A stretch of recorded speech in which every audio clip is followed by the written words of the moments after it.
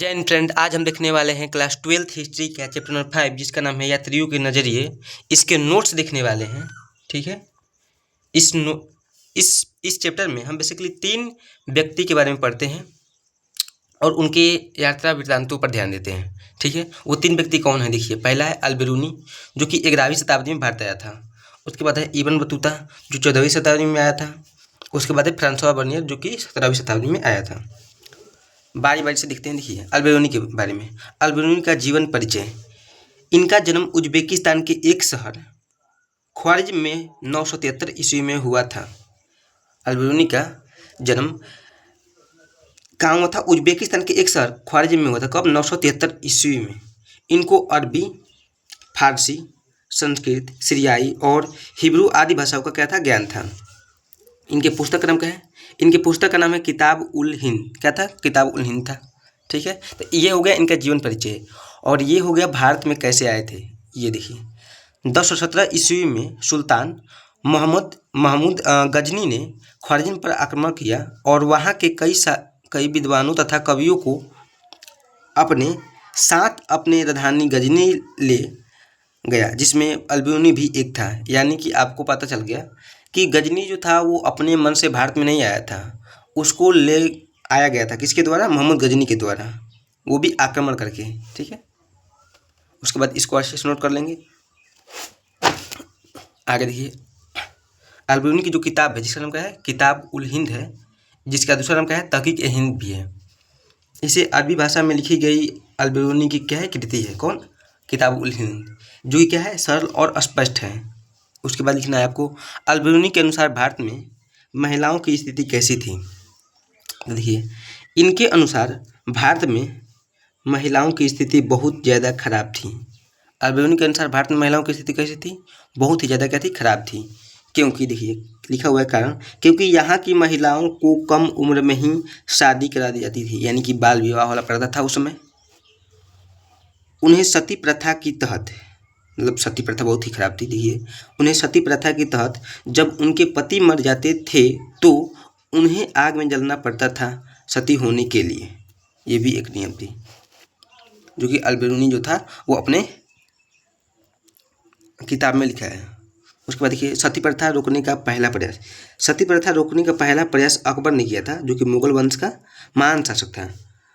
इसके बाद राजा राम मोहन राय ने भारत के governor general Lord William Bentinck की सहायता से सती प्रथा पर क्या किया था? रोक लगाया था।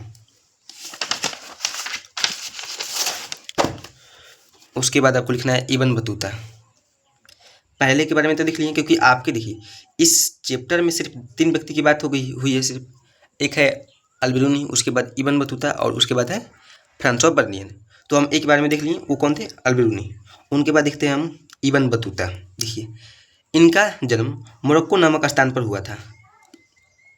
इब्न बतूता का जन्म कहाँ हुआ था? मोरक्को नामक स्थान पर हुआ था। इब्न बतूता द्वारा लिखा गया उसका यात्रा वृत्तांत रहला है। इब्न बतूता द्वारा लिखा गया उसका यात्रा वृत्तांत क्या है? रहला है, जो कि किस भाषा में लिखा हुआ है? अरबी भाषा में।